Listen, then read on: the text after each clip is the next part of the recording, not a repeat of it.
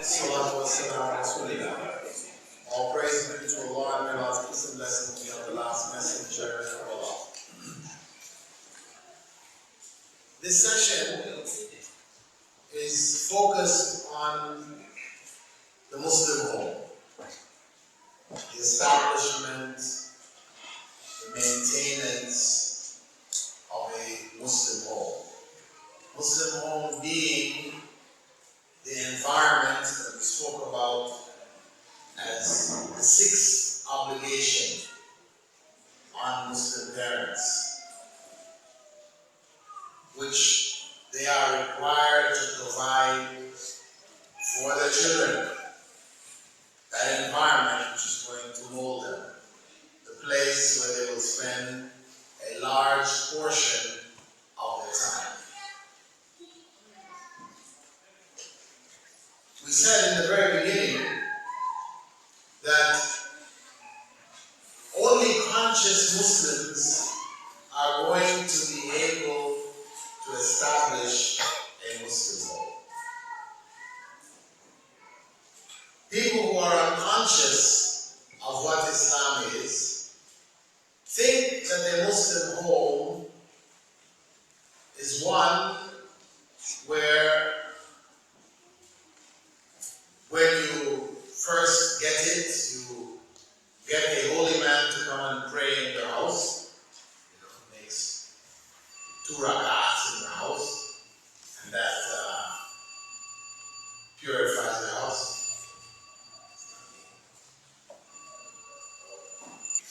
As I said, commonly people think that when you get a new home, in order to make it a Muslim home, you should get a sheikh, a maulana, some holy man to come and make 2 rak'ahs in your home.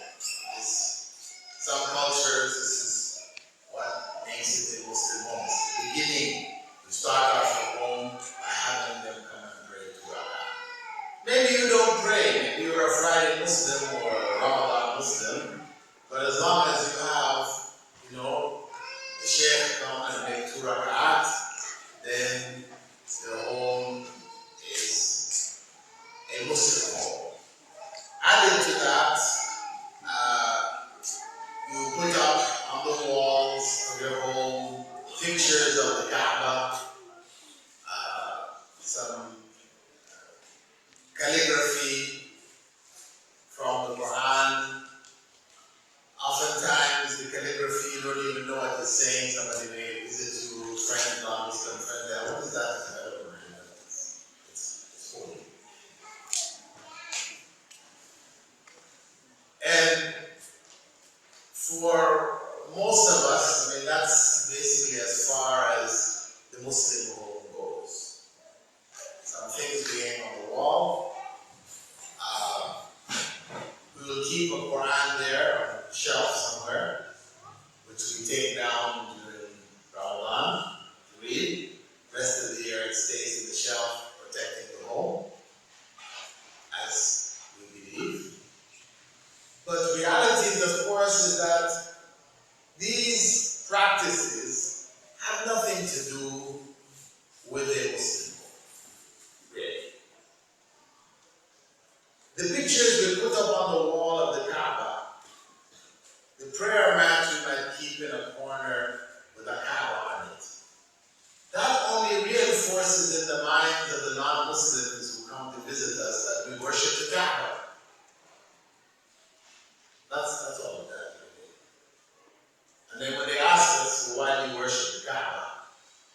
We're stumped and stumbled on how to explain to them that we're not really worshiping the Kaaba. Because we have put it on the wall, in the direction in which we pray. We put it on the mats that we pray on. So it sure looks like we're worshiping it.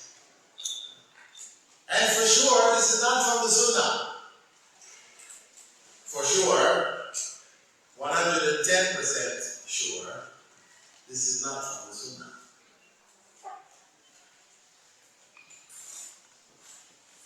So then, if this doesn't make a Muslim home, what makes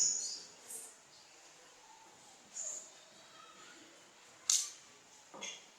Back to the beginning. If the husband and the wife, who are Rabbul Bayt and Rabbatul Bayt, that's what they call in Arabic, Lord and Lordess of the house, if they themselves are not proper Muslims, practicing Muslims, then you cannot have a Muslim home. It has to start from them.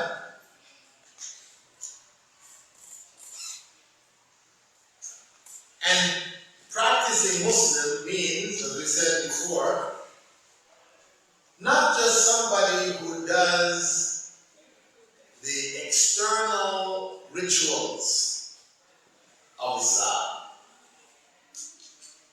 for whom fasting is feasting, who gains weight in Ramadan, Hajj is a vacation, and so on and so forth. So these external practices are not really connected with consciousness of Allah. Taqwa. We will be like those who non-Muslims have asked me about on different occasions in Qatar where I live. They will mention to me, you know this prayer you guys do? You guys do pray a lot. I have to give you that much. You do pray a lot. But our manager, who we see him at midday, he's praying, afternoon, sunset, he's praying. But he still cheats us. We came here on one contract. When we got here, he changed the conditions of the contract and told us, if you want this, take it. If you don't want it, go back. We're trapped. He cheated us. He overworks us. So on and so forth. No end of evils that are coming from the manager who they see praying regularly. So what is the purpose of this prayer? What is the value? What value does this prayer have? And I have to say to them, I agree with you. The prayer that man is doing really has no value. So as far as Islam is like the prayer of that man, then we cannot create a Muslim home with it. The Muslim home can only be created with true Islam. Islam, which wasn't inherited from our foreparents. Because it is impossible to inherit Islam. You can inherit nationality. Your parents are Somali, so you're Somali. Parents are Egyptian, so you're Egyptian. Parents are Pakistani, so you're Pakistani. Yeah, you can inherit that. That works. But you can't inherit Islam. You can inherit your wealth. You can inherit your name. So many things you can inherit. But Islam cannot be inherited. Why?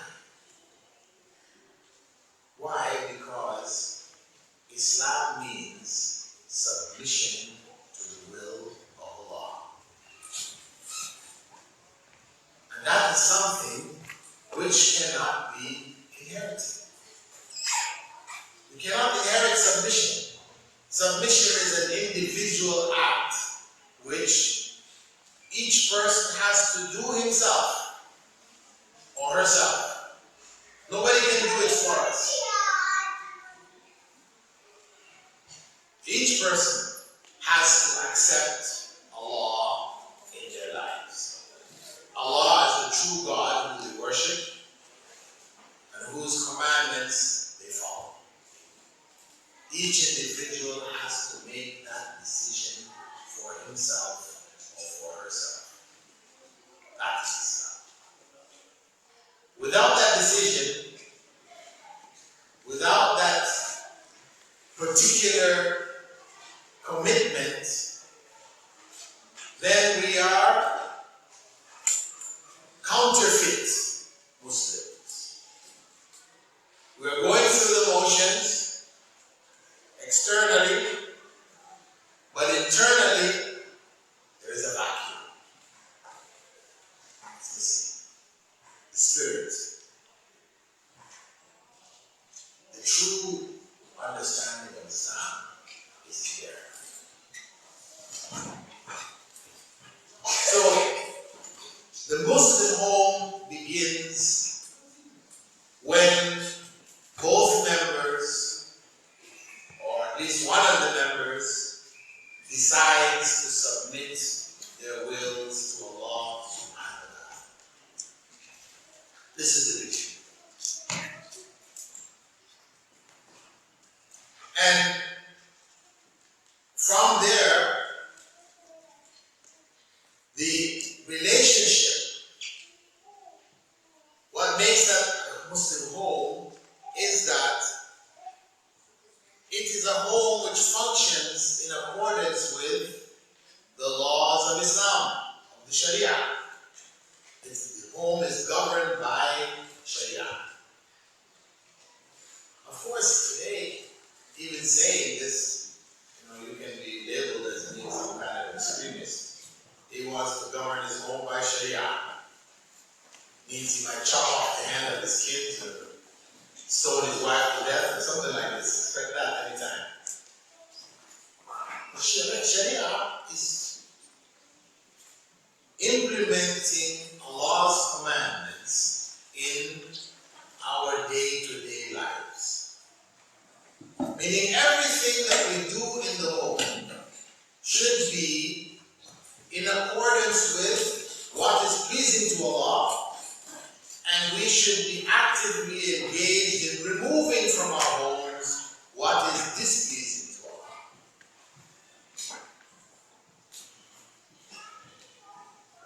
If we do that, we have implemented Sharia to the degree that we are able. We are not governments to rule that somebody's hand will be chopped off, somebody else should be stoned to death, etc. No. We're just a family, a home. So what is required of us is that whatever takes place in the home should be in accordance with what is pleasing to Allah subhanahu wa ta'ala. So, we said in the previous lecture that Muslim home is critical for the children that we seek to raise there. On one hand, it's critical for them. Without the Muslim home, they are in a great struggle. The likelihood of them growing up worshiping Allah is extremely small. Extremely small. So we have to then look at our daily life in the home and take each and every component and place it under the guidance of the Sharia, of the Quran and the Sunnah.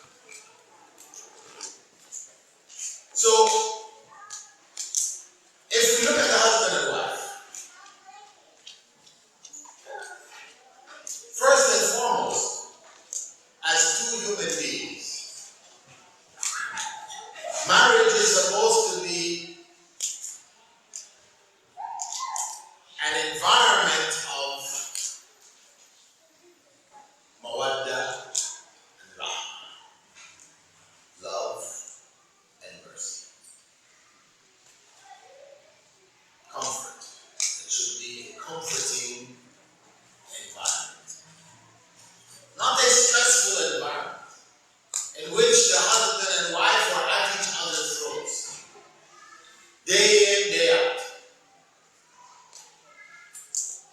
This is not the Islamic environment. This is not a Muslim home. It's not a characteristic of a Muslim. Yes, there will be disagreements. Human beings, we're not going to agree on everything. However,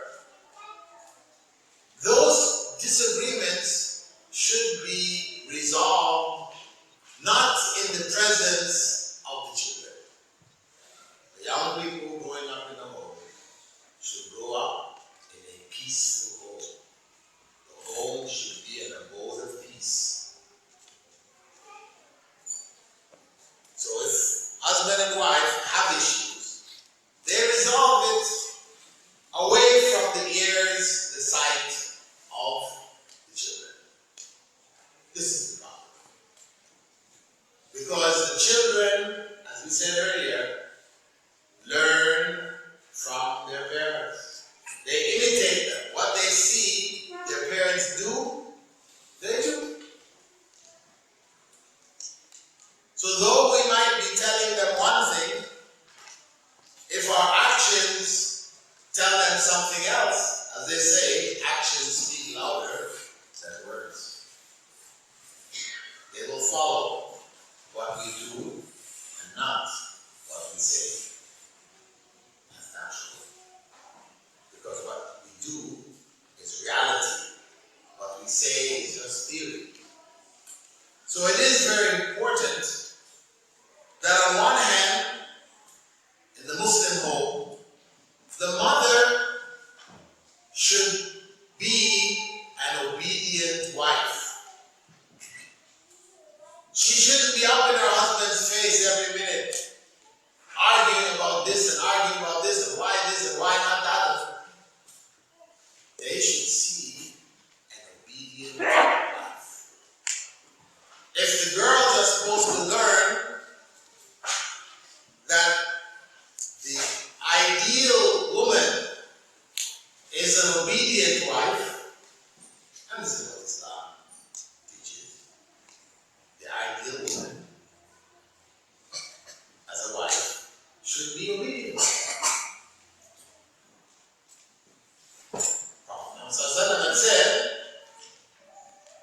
that the right of the husband over his wife is that he be obeyed.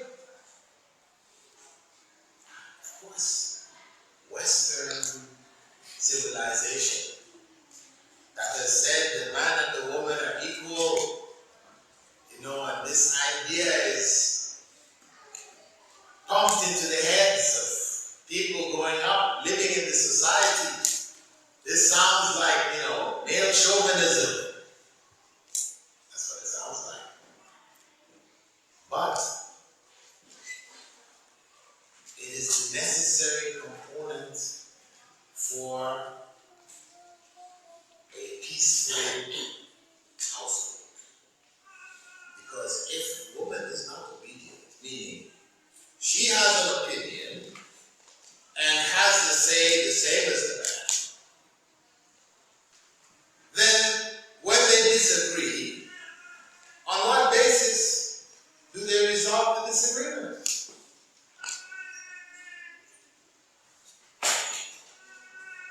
So you have conflicts which are unresolvable, which in the end only end up in divorce. That's why the rate of divorce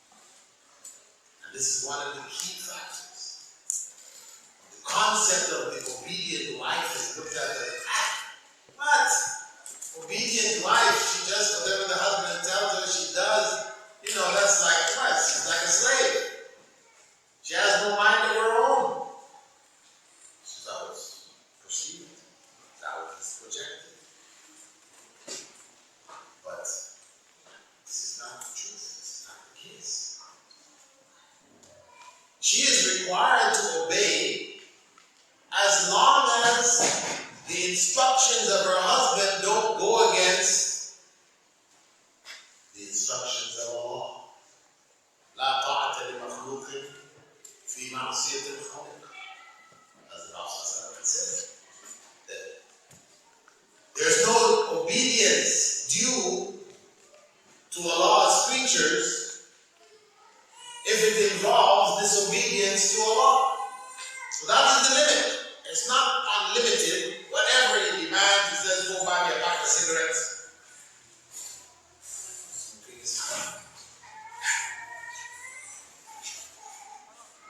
So no matter how much she loves her husband, it is haram for her to go and buy him a pack of cigarettes. And she has to say here, no, I can't do that. This is displeasing to Allah.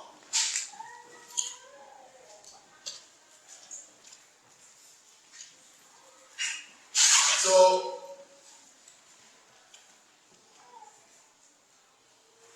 obedience to the husband is not unrestricted and unlimited obedience. It's obedience in what is pleasing to Allah, what is acceptable, permissible, that He instructs, she is required to obey.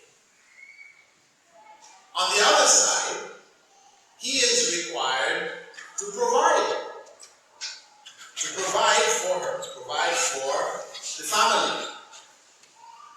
So it is not that she does and then she also has to provide. No. It is his responsibility, it's her responsibility. Her right is that she be provided for. So he has a responsibility.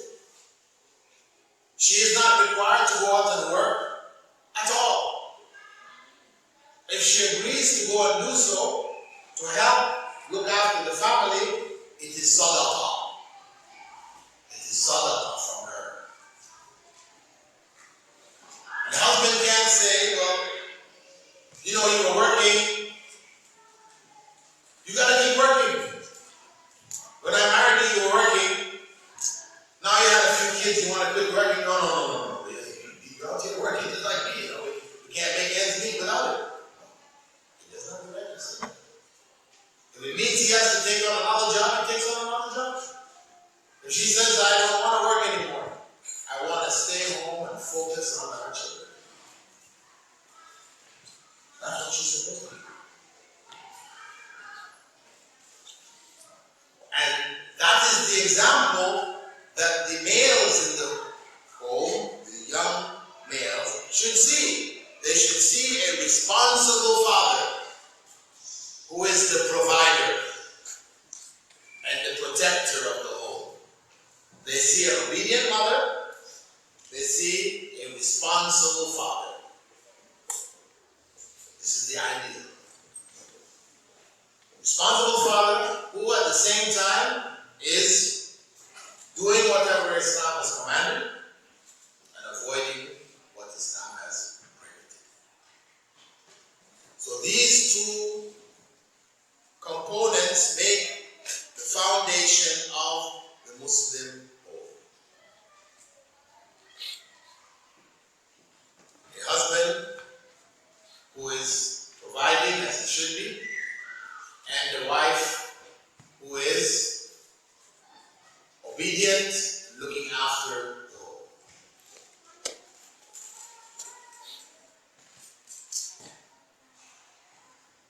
So it is very important that regardless of the circumstance where disagreement takes place, that the husband should never insult his wife in front of the children. He shouldn't insult her, period. But the worst case scenario is insulting her in front of the children. Because the children are going to learn that. That's what they're going to learn. It's okay. It's your wife. You can insult her. You won't do it outside, then you lose your job or whatever. So you don't do it outside. But in your home, you are the master, so you can do anything. They shouldn't see that. It shouldn't happen anyway. So, as we said in the very beginning, all disagreements should be worked out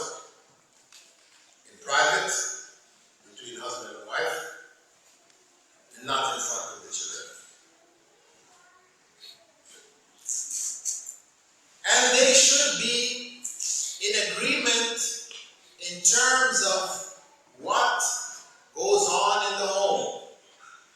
There should be an agreement. Because children quickly pick up where dad doesn't quite agree with mom, mom doesn't quite agree with dad on a particular issue, then they will exploit those differences. They know dad's easier going, so they go to him. And they have to ask this particular thing they won't ask him. It's not good. We're not teaching them. This is not an Islamic home. This is developing a sly character. That's what is the character. Sly. He knows who to ask, when to ask.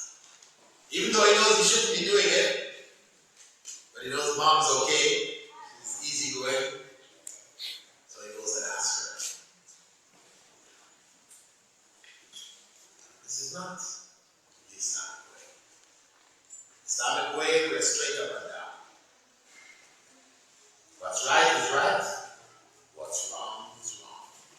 We don't try to find ways this way and that way. But what happens, again, is that our children may learn this from another perspective. They see us wanting to do something. And every time we come to Islamic gatherings, a sheikh is present, they see dad asking, can we do this? And the sheikh says, no. But another sheikh comes, he's still asking the same question again. And he keeps asking till he finds a sheikh who comes along and says, in some circumstance, alhamdulillah, that's what he was waiting for. Right? He's a fatwa shopper. So the child is learning again. Loopholes, looking for, instead of just dealing right and wrong, this thing is wrong, it's wrong, and leave it. Don't get back to it again. Finish. End of story. No, he's looking to find somebody who will say it's okay. And for sure, you keep looking, you'll find somebody. Yeah. You will find somebody. But the bottom line is that, what is Allah going to ask us about? He's going to ask us about what we knew to be right and not what we got approval for. Because if we got approval for something and in our hearts we still felt it wasn't right, then that's what Allah is going to hold us to account for. So we have to be very careful. This is the environment. We don't send the children mixed messages. Because we'll tell them, you know this is wrong, don't do it. But here we are, fatwa shopping.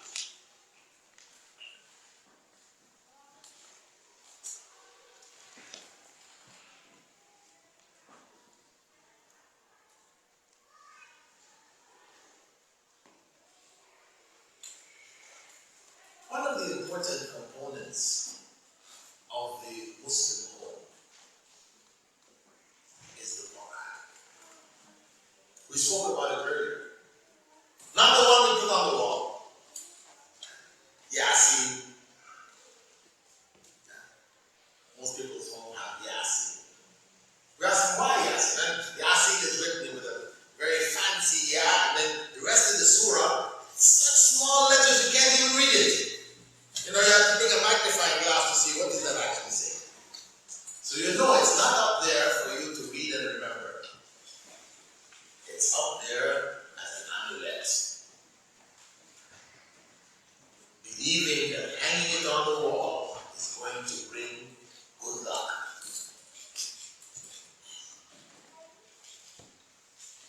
This is forbidden. We have no such things in Islam. The other religions, yes, they have them. But in Islam, we have nothing like that. It will not bring any bother. And not only that, just to clarify this point, there are no authentic hadiths, not even one single authentic hadith, which speaks about the virtues of Yasin. That's fact. Yeah, I know you all heard the famous saying that everything has a heart, and the heart of the Quran is Yasin. Not authentic. I know you also heard it said, read Yasin for your dying. People were dying. Not authentic. There is not one single authentic hadith concerning Yasin. Now, Yasin is a surah from the Quran. And the Quran is revelation from Allah. So it is good to read. But if you are reading and believing it is the heart of the Quran, you're misguided. If you're reading it for the dead, you're misguided. You're reading it is the only surah that you read. You only have time to read a little bit of the Quran, and when you read it, Yasin. Because you feel that Yasin has special merit. But it's not correct. It's like the rest of the Quran. It's all good. So the Islamic home and the Quran is not the one on the wall, nor the Quran we put on the shelf. So, where is it? Where is the Quran in the Islamic home? Well, Prophet Muhammad ﷺ said, whoever reads Surah Al-Baqarah in their home, Shaitan, Satan, will be driven from the home for 3 days and nights. Shaitan is the leading force behind the un-Islamic home. He's the one feeding, whispering, suggesting, beautifying haram, so that we will bring it into our homes. Shaitan is he. So, read Surah Al-Baqarah. Doesn't mean, reading Surah Al-Baqarah does not mean that we buy a tape. Some people, that's what they go to. Okay, that means Surah Al-Baqarah. What to do now? Okay. I really don't have time to read it. So let me do it. I'll go to the Islamic bookstore. I'll buy a tape of Nishawi, right? Surah Al-Baqarah, and I'll play it. No. That will not do it. There's no shortcut. See, we're looking for shortcuts, no? This is the problem. Every time we find out something we have to do, we try to find a shortcut. There are no shortcuts. That's the bottom line. No shortcuts. The path to paradise is one of struggle. And there's no shortcut there. I mean, there are people out there selling shortcuts. There are people out there, and that's what attracts a number of people. The shortcut. Sheikh Nazim al-Qubrasi, famous individual. His Khalifa in the US is Kabani. He tells his followers that if they are true followers, meaning they are murid, and the murid in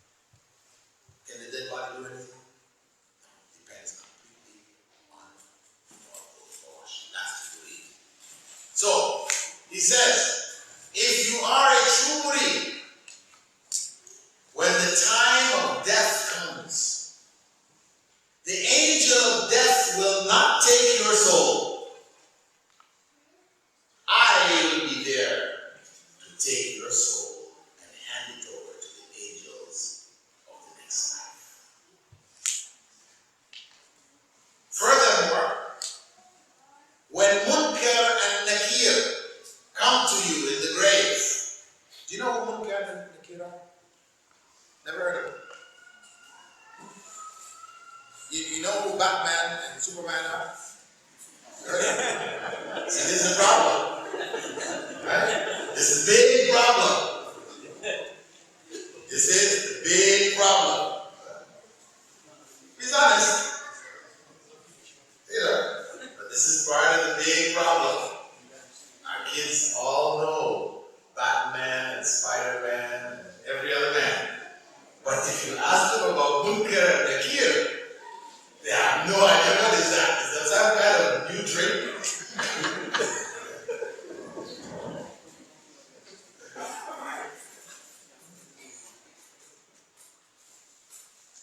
Don't be ashamed, it's okay. Yeah. But it's reality. It's reality. Not here, it's all over the Muslim world. All over the Muslim world.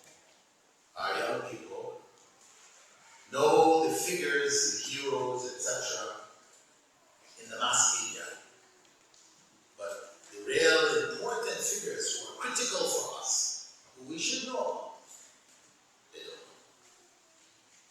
So, Munkar and Nakir are two angels. The Prophet ﷺ described them as blue-black angels who will come to each and every one of us when we are in the grave, in the state of the grave. So even if you get your body burnt up, sharks chewed it up, whatever, you enter when you die into the state of the grave. Whether you're in a physical location or in the next life, you are in the state of the grave until resurrection. At that point, two angels come, they sit us up and will ask us 3 questions. Do you know what 3 questions are? First question is? What is your religion? No, that was the first one. That's one of them, okay? You know one? Who is your Lord? Good. MashaAllah. Good. What is your religion? What's the third one? Who was your prophet? MashaAllah. Very good. These are the 3 questions that he was asked. So Sheikh Nathan, and some people call him Snake Nathan, he claims that he will be there with you in the grave, whispering in your ear, when the Munkar and Nakir ask, who is your Lord? You will say, Allah. You'll be able to say, Allah. And when they ask, what was your religion? You'll be there saying, Islam. You'll be able to say, Islam. When they ask them, who was your prophet? You'll be there saying, Muhammad.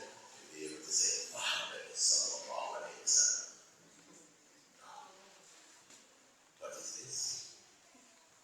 This is a cheap ticket to hell.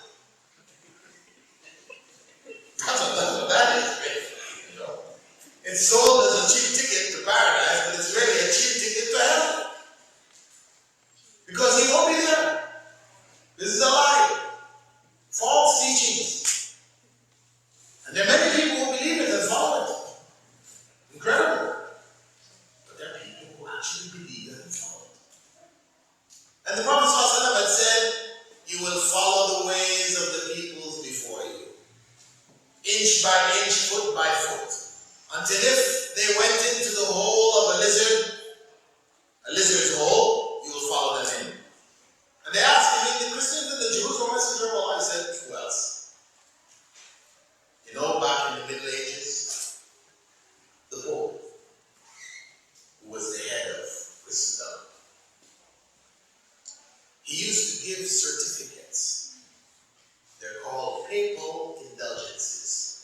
Arabic they call them sukuk al-Ghufran, which stated, the bearer of this certificate has a place in paradise, signed by Pope so-and-so with his stamp, his seal, etc. You pay your money, you got your certificate. MashaAllah, it's all involved. People are always looking for the shortcuts. Reality is that there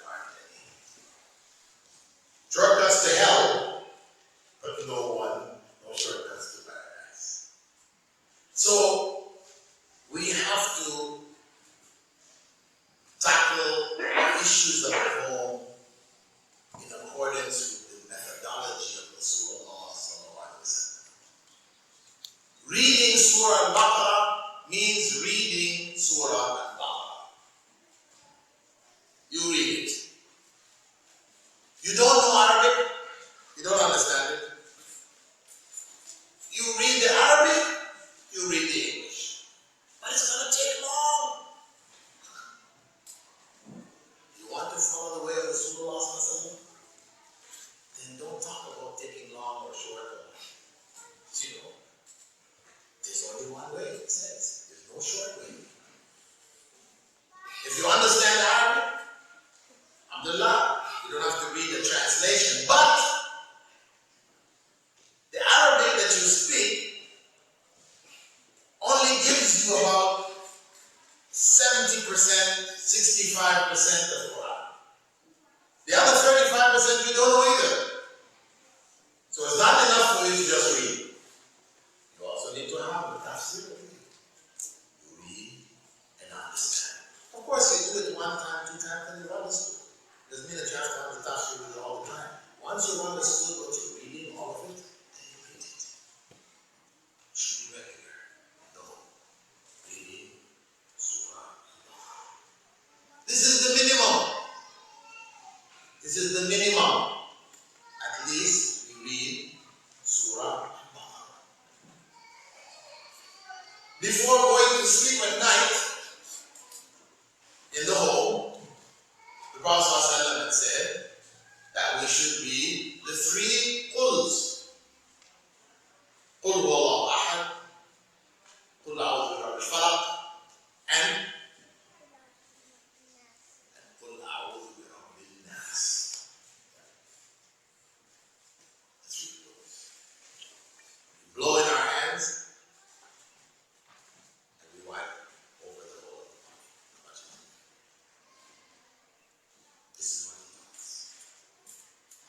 so at least we recite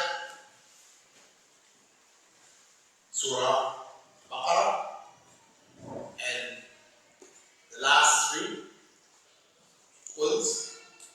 And of course, in the home we should be reading Quran or reciting Quran in our prayers. So at least the first surah, Al-Fatiha, we are reading or is being read. If we don't read it, our wives read it. If we are making salah should be established in the home. The Quran should be read. And the reading of the Quran, just as we said in Surah Baqarah, we should understand what we're reading, so it will have the impact that it is supposed to have. Similarly, the Quran that we are reciting in Salah, we should also know what it means to. As much of it as possible. And if we are able to establish that regular reading of the Quran in our home with understanding, then we have the light. Allah speaks about the Quran as nur. This is the basis of light. It will have an impact on ourselves. It will have an impact on our children. And it will impact those who come into our homes positively. Added to that, because the foundation of Islam is not just the Quran, but it is the Quran and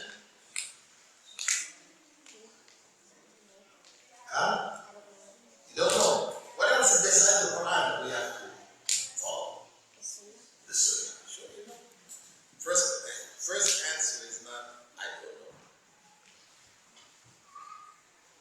You know. The Sunnah. The Sunnah. So, how do we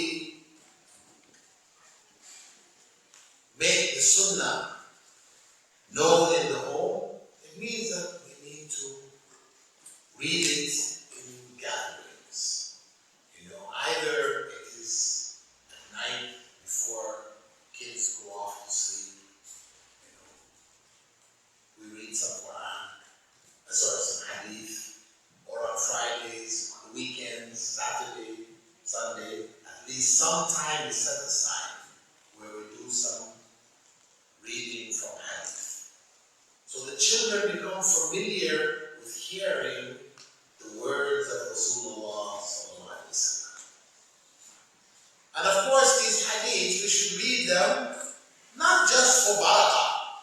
You have some people for barakah. They read hadith for barakah. So the same way they read Quran, or they say Quran, read one letter of the Quran is worth 10 hasan. So we read it for barakah. And before you read, you take the Quran,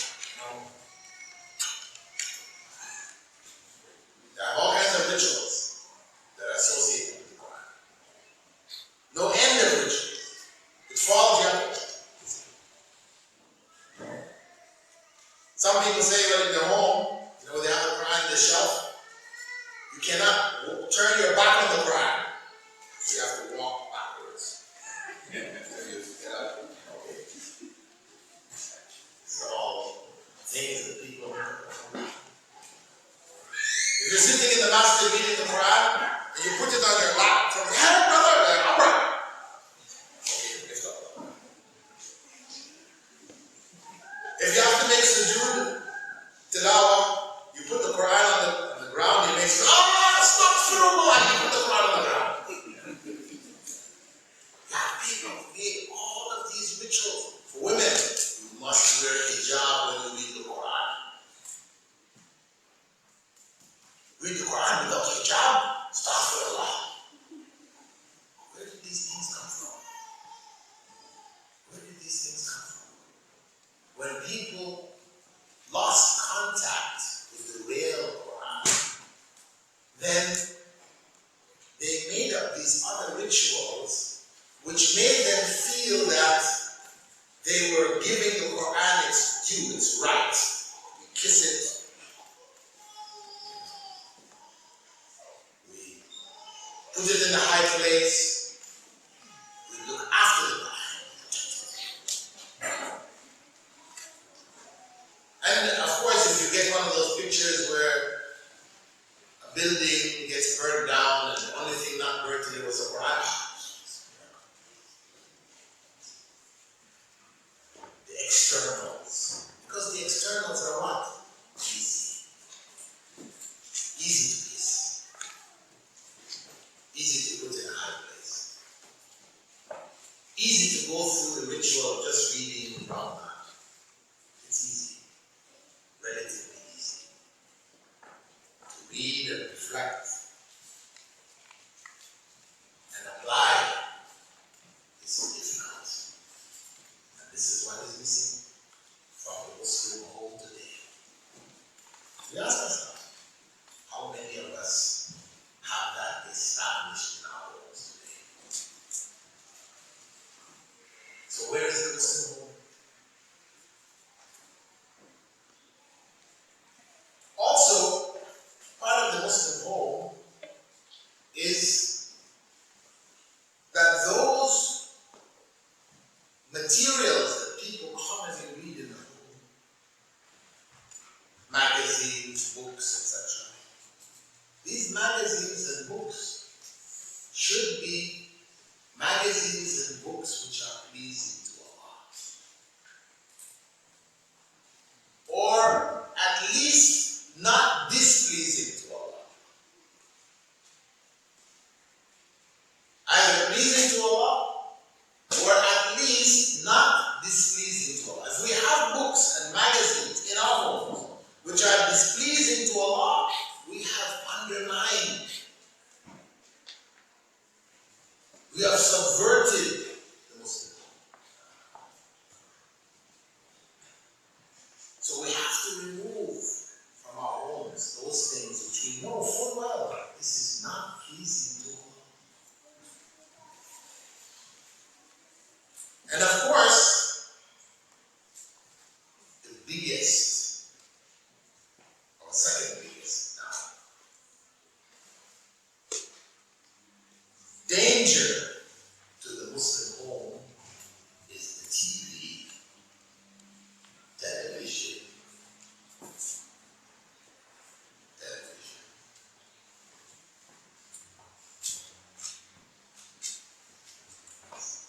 On one hand, the television is like a two-edged sword. You can use it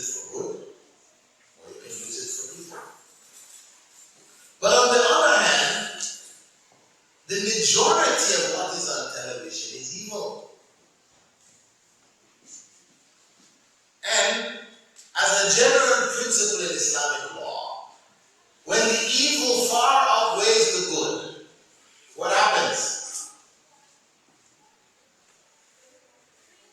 You get rid of it. Unless it is a necessity. Unless there is a real necessity. Or unless you have controls. You have a way to lock the channels. And the only things that come on those channels are Peace TV, Buddha, other Islamic television channels. If you have a way to do that, okay. But if you have no way, and most of the time you're not around and able to monitor the children, young people, then television is devastating. Devastating.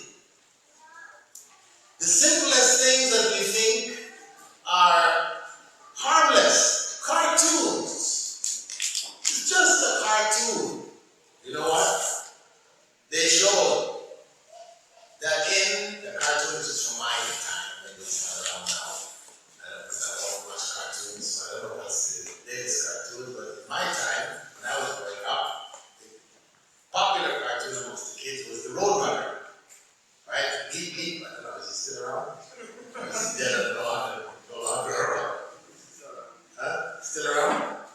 Roadrunner, okay. So, in this cartoon, there is a bird called the Roadrunner. It's quite fast. And he's always being chased by this fox, or wolf, whatever it was. Chasing him everywhere, up and down the desert outside. The Grand Canyon, wherever. A lot of action scenes to get around the Grand Canyon. Anyway,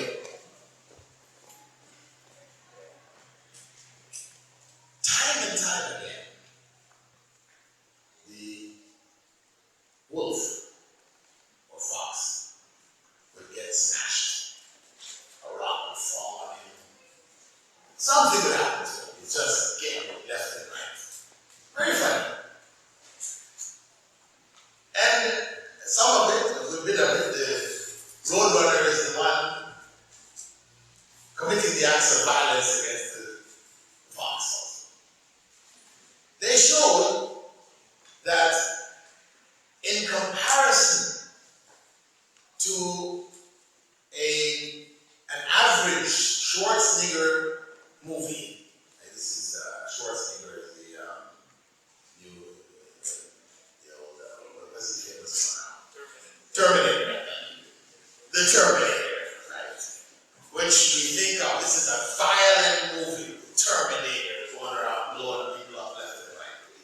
They showed that in the Roadrunner movie, the amount of violence per minute far exceeded that of an average Terminator movie. So what we think, parental guidance, yeah, we were protecting them from Schwarzenegger. But we're exposing them to the Roadrunner.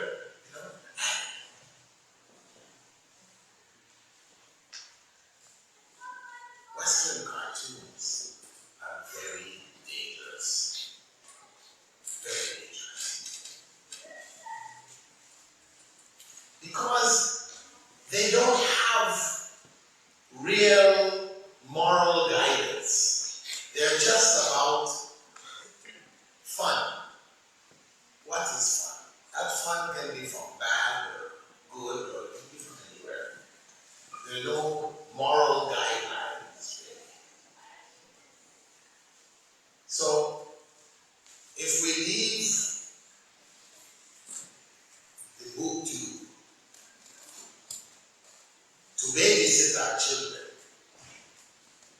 then don't be surprised when our kids grow up to be wolves, fools, idiots, doing foolish things we can't imagine. Why? Where did that come from? I never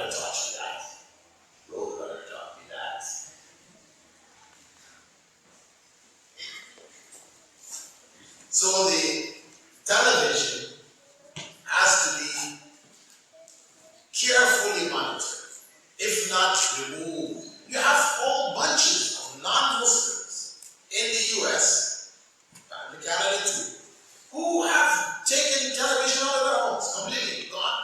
No television. Not especially religious people. Yeah, you have a lot of religious people also involved. People who are not religious at all. They don't think they're religious, but they just know that the harm from it far outweighs the good. So they removed it. And they've shown that families wherein they have removed it, that the children educationally are superior. They will read books that the other ones would never think of reading. They read a book, they can watch it on TV. That's it. So there's a huge, huge benefit which comes from just turning it off. Okay, you turn it on, limited amounts of time for what is, National Geographic, and even National Geographic, I'm not sure for. Not every National Geographic is okay. Even that was, we think National Geographic, but they can bring some, bar mat in there, stuff that is really out to lunch. So, we do have to, this is the Muslim home, that we have control over what is in there. What is feeding our children, what our children are gaining information from.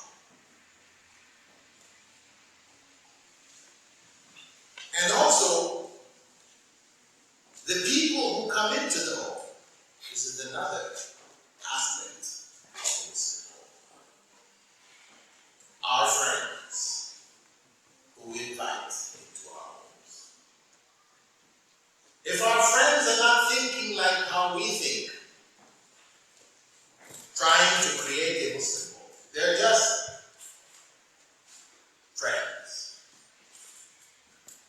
then watch out. Because the Prophet warned us about friends. He said, choose your friends well, because you will be raised on the day of judgment with your friends. So if this person, you wouldn't like to be raised on the day of judgment with him or with her, then don't invite them into your home regularly. Maybe you invite them in one time for dawah, etc., and try to give them some dawah. But don't make them your regular friends. This might seem a bit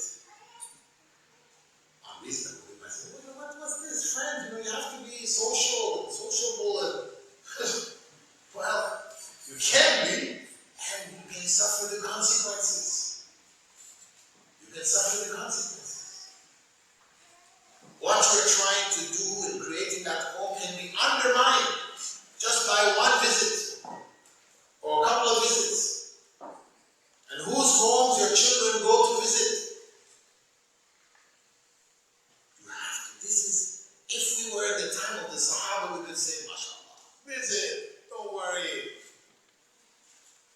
No worries. Because we're living in a righteous society where everybody is committed to the same ideals. But when we're living in a society where we are a minority, a very small minority, then we have to be very careful. We have to be vigilant. Because there are so many forces introducing the family to other families that think likewise. Now here comes the problem. I gave a lecture in Toronto recently on the rise of gangsterism amongst Muslims. The rise of gangsterism amongst Muslims. Now most people came thinking that I was going to talk about the gangs, youth gangs. But instead, I spoke about the adult gangs. The adult gangs that don't call themselves gangs, they call themselves associations, organizations, they give different names. They don't use the term gang. But if you see how they function, they are in fact gangs. They're functioning just like the gangs.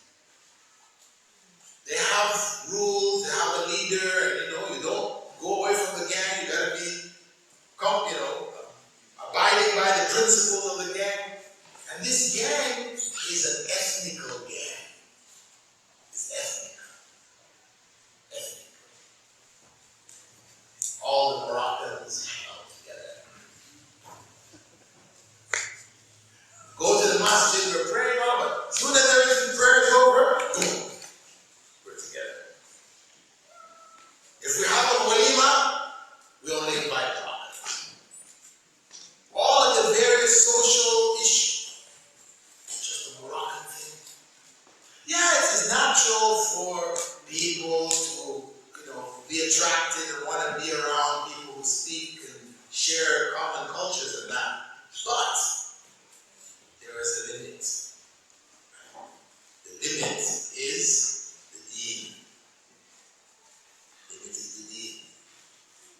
That where that turns into a gang.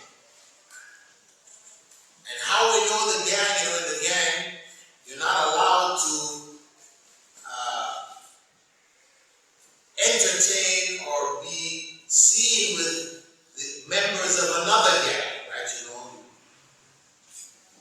It's us and them. You have to maintain this mentality. How it shows up in our times is especially when it comes to issues of marriage. This is the big one. This is when it comes out, the ugly face of the gang comes out.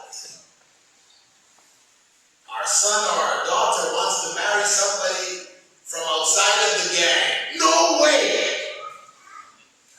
No way! You cannot marry that person. You've got to marry somebody who is a part of this gang. Well, this is a gang, from our country, from our town, or from our tribe. We have different names for the gang. No, not allowed. But why? Don't ask why. No why's here. This is the gang. You conform.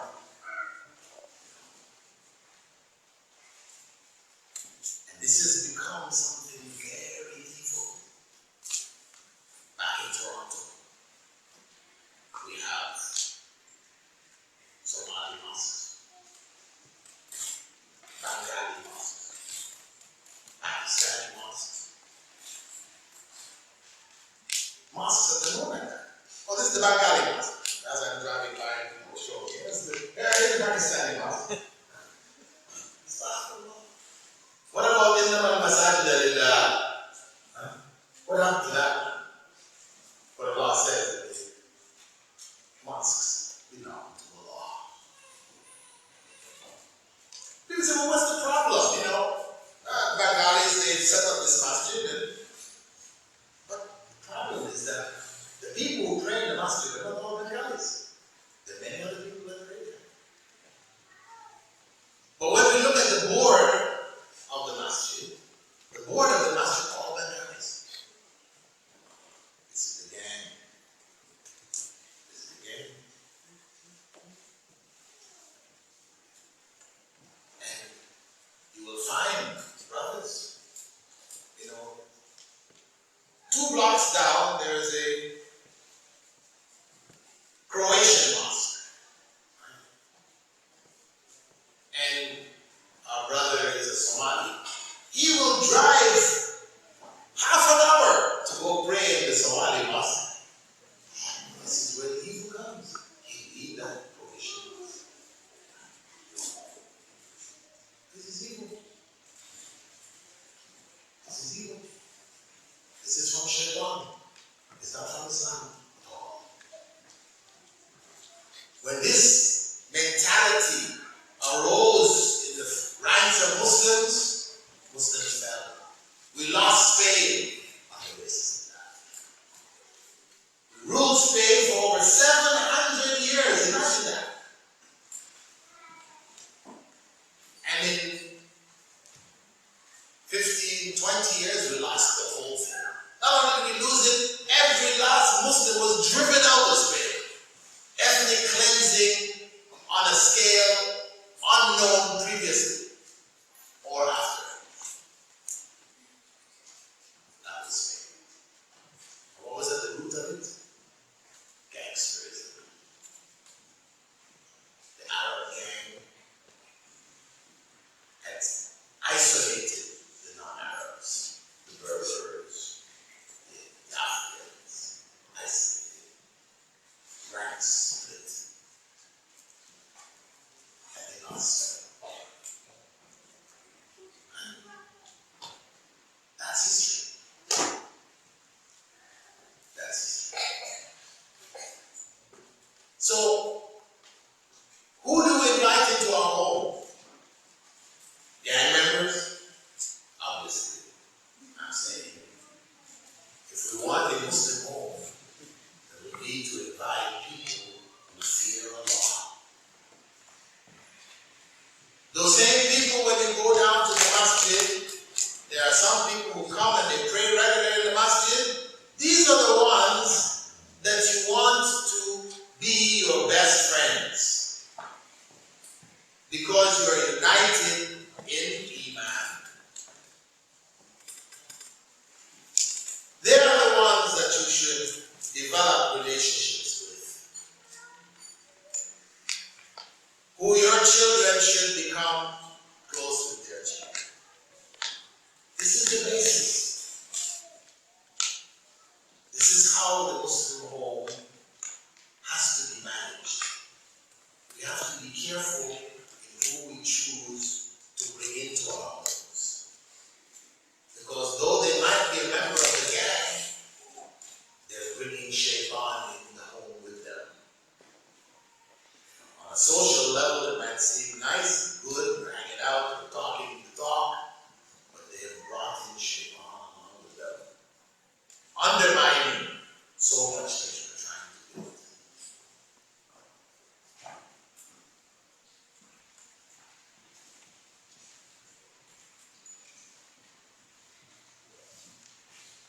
I think, inshallah, that in order to allow opportunity for questions, and we hope there won't be the same fatwa shocking questions that I usually hear everywhere I go. Mortgages, student loans, credit cards. Inshallah. So the Muslim home, this is the right of our children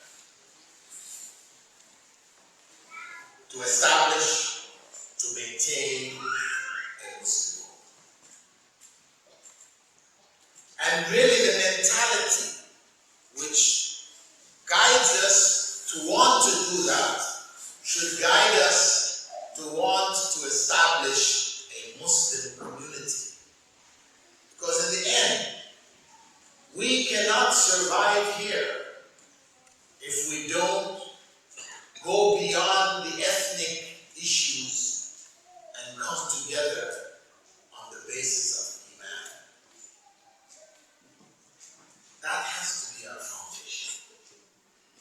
That's the only way forward for the community here in Victoria. That we work together on the basis of Iman. We make it a point that from here on in, every time we have a social gathering, we're going to have a walima. The first people we invite are those people in the front two lines of the masjid. We give them personal invitations, whoever they are. After that, you can invite some members of the gang. But I invite them first.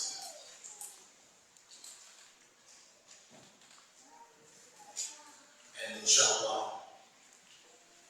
this Islamic approach to our home should create an environment which will help to protect our children from the great evil that is out there.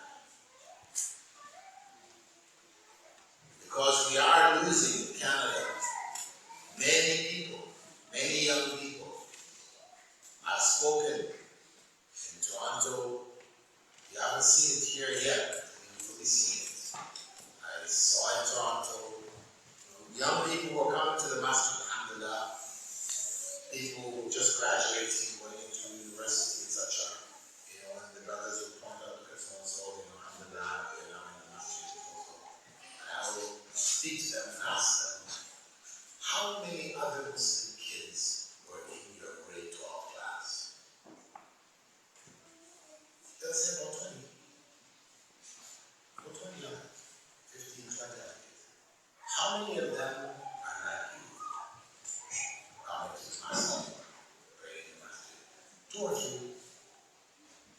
2 or 3. What happened to the rest? They're graduating, not knowing who they are. Split personalities. Confused. Some of them will tell you openly, I'm not even sure there is a law.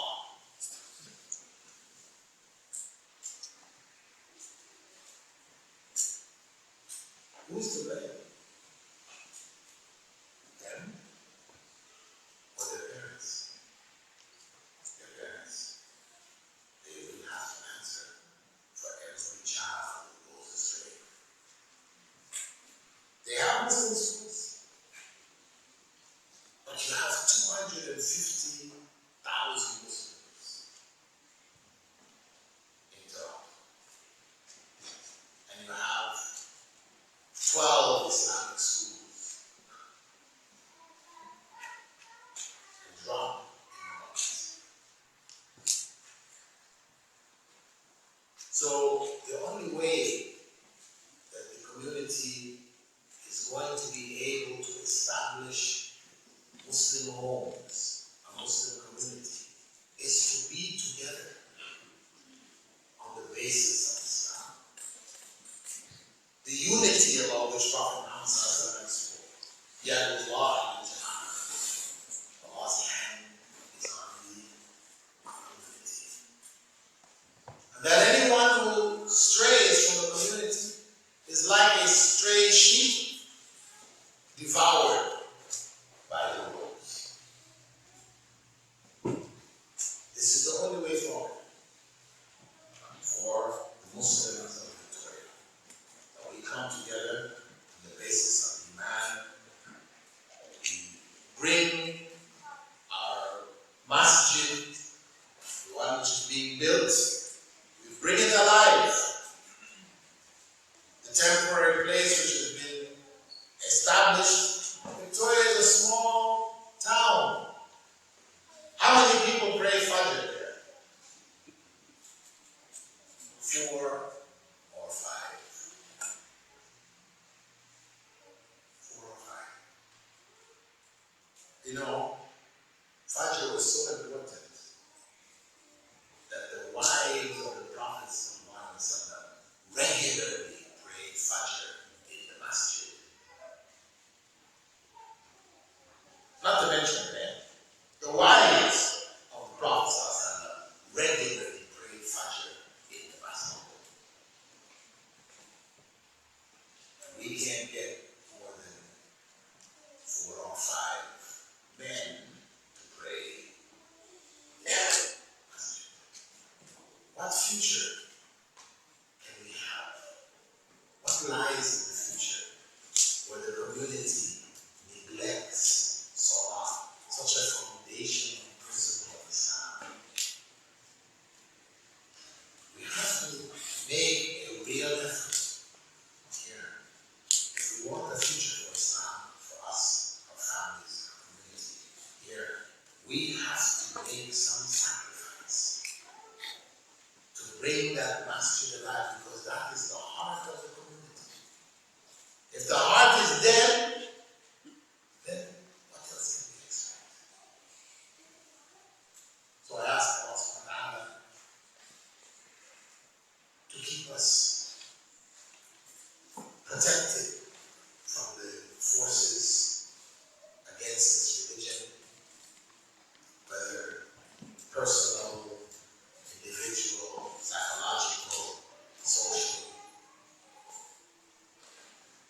to bring this community together for the sake of Allah subhanahu wa ta'ala, on the basis of Iman, to sacrifice together, and to carry the message of Islam to the next generation of Muslims who are born and raised in this community, as well as to carry this message to the non-Muslims, the 300,000 non-Muslims